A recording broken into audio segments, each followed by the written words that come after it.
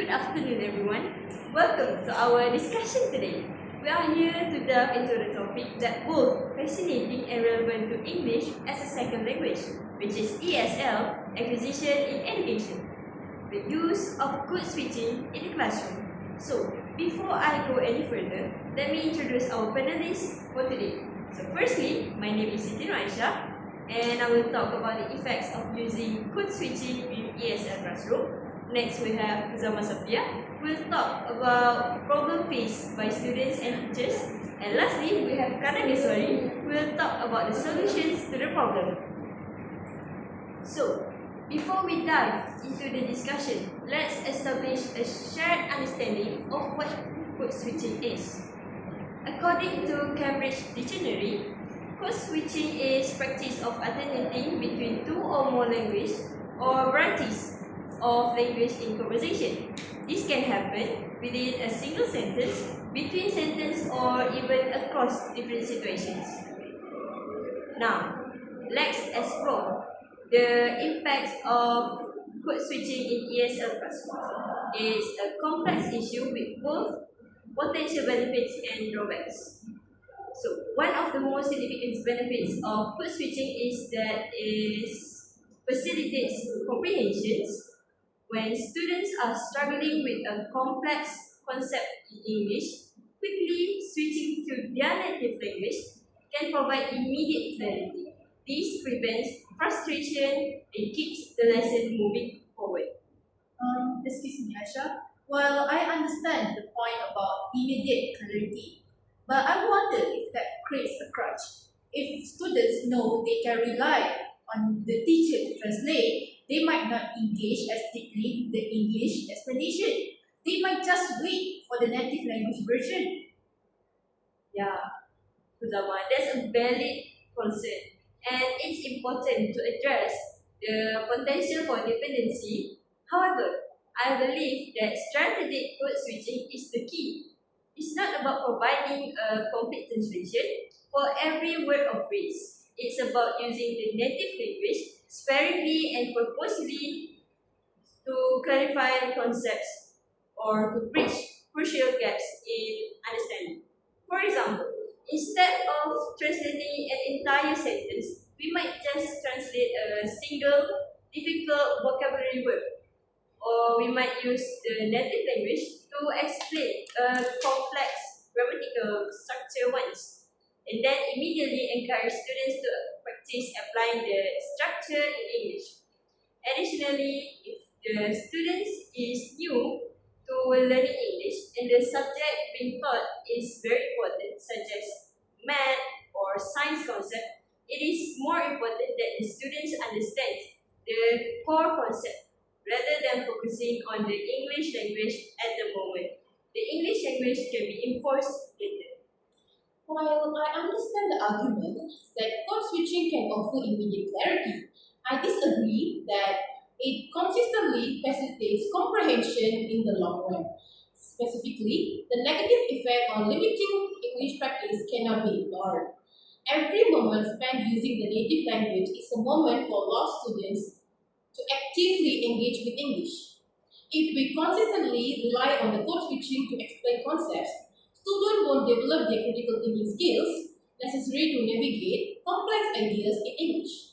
They become reliant on translations, hindering their ability to process information directly in the target language. So, from our discussion so far, it is evident that code switching plays a significant role in the ESL classroom. When used strategically, it can enhance students' comprehension, reduce frustration, and serve as a connector to understand complex concepts. However, excessive reliance on code switching may hinder students' English language development by limiting their exposure and engagement with the language. Therefore, while it can be a useful tool, it should be applied purposefully to support learning without creating dependency. So, after discussing the benefits and limitations of code switching from Aisha, it is important to take into account the difficulties or the challenges that teachers and students encounter when putting the code switching in use. So now let me continue our discussion about the issues and difficulties that teachers and students face when code switching in an ESL classroom. So, from my perspective, I believe that students will face challenges in understanding certain vocabulary. When children encounter foreign words, they may fail to grasp the meaning, leading to confusion and disengagement. Although code switching can offer instant clarity, a reliance on it that is too great may hinder people's development of critical vocabulary learning techniques like inference and context cues. Likewise, as mentioned before, some students may become overly dependent on their native language, which can slow their ability to think and communicate directly in English. They might wait for translations rather than actively learning new words and trying to use them in various contexts, which would limit their exposure to English and decrease their chances of remembering the language. That's a great point. Could you elaborate on how students will face difficulties in understanding certain vocabulary when code switching is used in the classroom? Certainly, Aisha.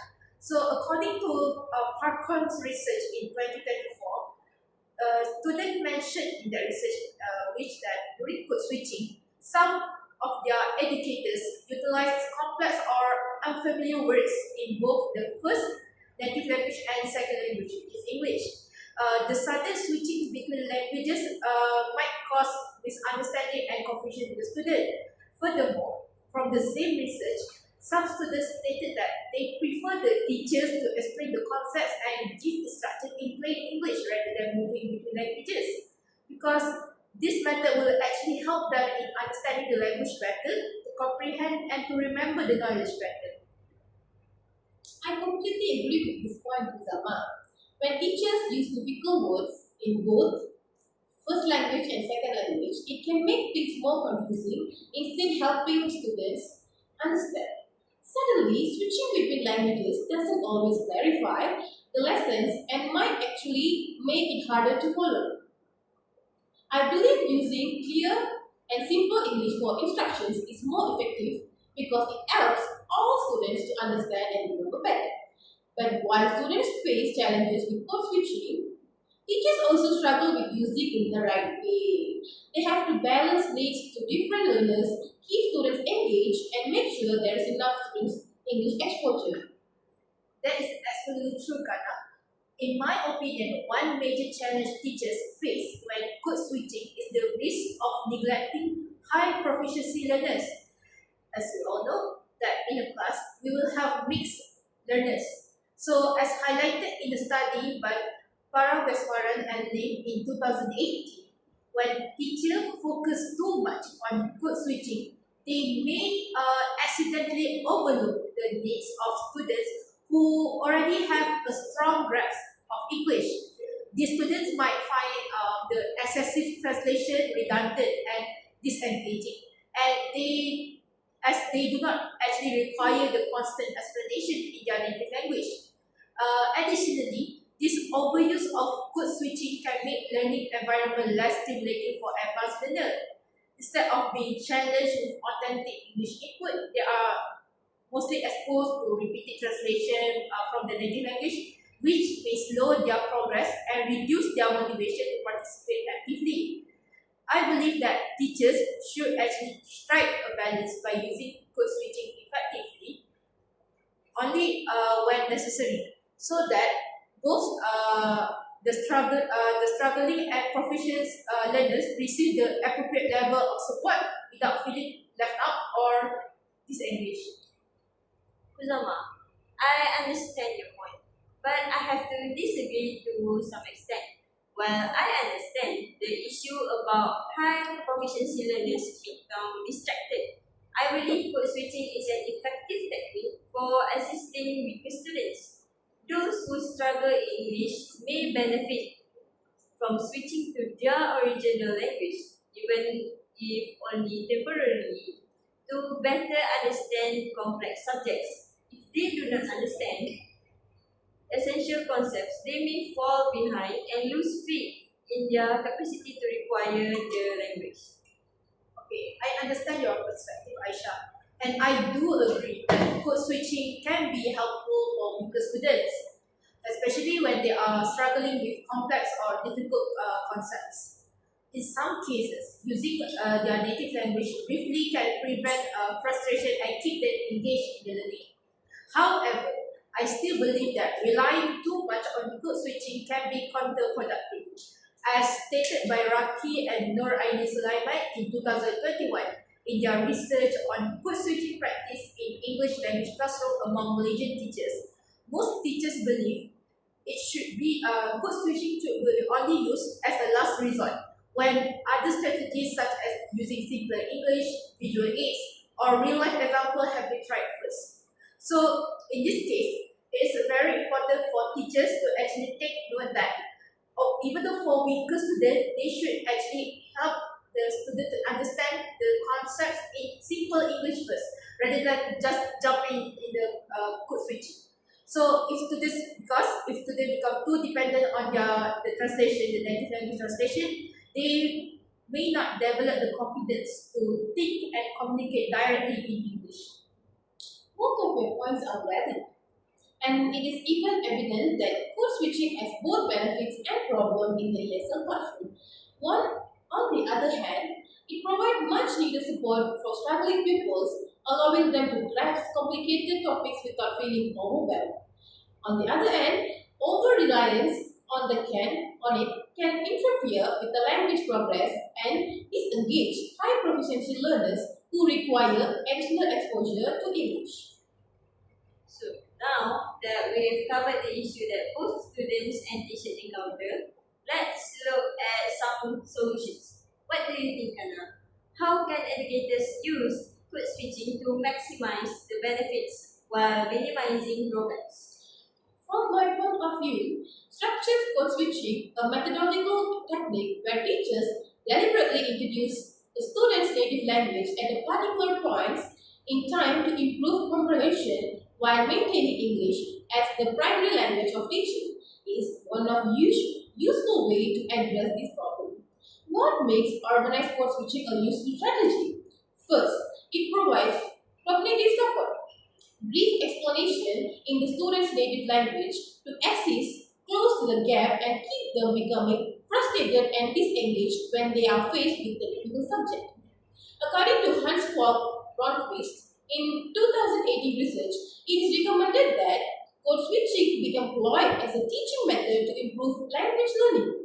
In order to foster a positive learning environment, balance code switching with target audience engaged and assist students' language development, teachers can successfully integrate code switching into their lesson plan. Second, organized code switching encourage involvement and confidence because they are afraid to making mistakes. Many ESL students are reluctant to express themselves. Teachers fosters a more welcoming atmosphere where students feel free to take linguistic changes and progressively advance to full English proficiency by permitting a limited amount of code switching. Lastly, this approach is consistent with theories of language acquisition, especially Vygotsky's social cultural theory, which highlight the value of interaction and scaffolding in the learning process. A crucial initial step forward, complete language immersion is provided by the teachers who intentionally use their students' first language as a support system. Structured code switching needs to be handled cautiously, of course, to make sure technology acts as a very learning tool rather than just a crutch. Teachers should establish explicit guidelines. We can turn code switching from perceived obstacle into an effective teaching tool by finding this equilibrium. So, Kana, the concept of your suggestion just now, the systematic code switching, is one that I wholeheartedly support. Actually, like research suggests that pupils who receive sporadic assistance in their original tongue demonstrate better comprehension than those who are immersed solely in English. But how can we make sure that educators doesn't overdo this strategy, causing students to become too dependent on their native language rather than improving their English? You make a really good point, Rizal. Setting Guidelines for when and how code switching is used is crucial. Teachers can only use it, for example, when teaching is difficult classes or when elucidating abstract ideas. As highlighted in the study by Hamad Kamal and Ramli in 2022, code switching should be used sparingly by teachers to aid students with limited competency in understanding the material.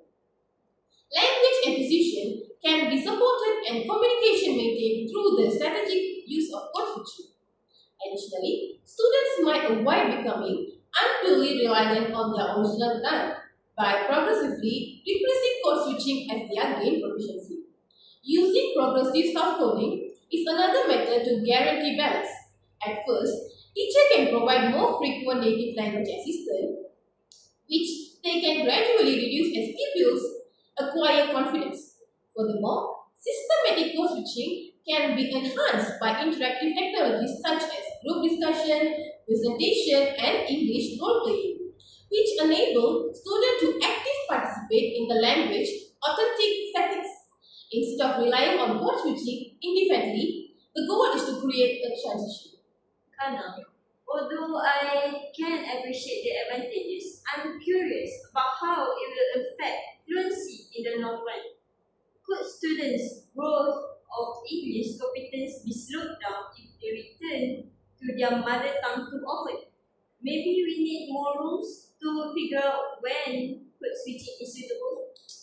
Yes, Aisha, you are totally correct. Teacher must use a careful eye on their students' progress. Instead of being a long-term practice, structured code switching out to be a short-term solution. Setting progressive language goals, such as permitting code switching for explanation early in the semester but promoting complete English response later, is one of the methods to keep it from slowing down fluency. Students are regularly challenged to rely more on English while also gaining confidence thanks to this gradual transition. Contact-based immersion is another tactic, which involves speaking only English during interactive exercises like debates, storytelling, and group projects used to code switching only when necessary to integrated explanation. As stated by Raki and Sulaiman in 2021 in their research, online ESL classes should make advantage of code switching as their interactive tools. During online distance learning, it enhances the English language teaching and learning process foster greater comprehension. In this manner, students are continuously exposed to English in a relaxed environment without feeling overloaded. It all down to striking the correct balance. When done correctly, code switching is a stepping stone rather than a barrier. We can guarantee that students gain confidence and fluency without becoming disoriented during the learning process by emphasizing progressive advancement. Well, that's been a really insightful discussion. We've covered a lot of ground from the benefits of code switching for comprehensions to the potential drawbacks for the English practice. It's clear that no easy answer and it really depends on the specific situation. So before we officially wrap up, I'd like to hear some final thoughts from each of my peers. Just a quick take on what you found most interesting or what you are taking away from today's discussion. So let's start with Kuzama. What's been your biggest take? So thank you, Aisha. For me, to conclude, both students and teachers face difficulties when using code switching for learning a new language. As example, in the English, students might struggle with new vocabularies and rely too much on the native language translation and miss chances to develop the important language skills. Teachers will eventually need to support the weaker students while also making sure that advanced learners got enough English practice. Despite these challenges, learners can still succeed with a balanced approach, as Kana said earlier. Using code switching only when needed helps students understand without become too dependent on their first language. Teachers can create a learning environment that improves understanding and encourages English use. With the right methods, students can gain confidence and develop the skills needed to become fluent in their second language. Great points. Now, what are your thoughts? The thing that most struck me was that code switching is more about just filling in the language gaps. It's also about fostering a positive learning atmosphere and making sure that students actively use English. In order to technology as a stepping stone rather than a crutch, teachers need to strike to the correct balance. When used effectively, it increases understanding, self-assurance, and engagement without impairing long-term influence. The notion that deliberate and international code switching can be effective teaching strategy in ESL classes has been reaffirmed by the conversation. So, Aisha, what's your perspective? Thank you, Hannah. So I think that the code switching should be used in moderation. Teachers should apply structured code switching where necessary while encouraging students to think and communicate in English as much as possible. So thank you all so much for those valuable insights. It's been incredibly helpful to hear your perspective. I think we can all agree that code switching is a complex tool and it's up to us as educators to use it thoughtfully and strategically. Thanks again to our wonderful panelists and to everyone that participated. This has been a really productive discussion. Have a great rest of your day. Thank Thank you, you. Aisha.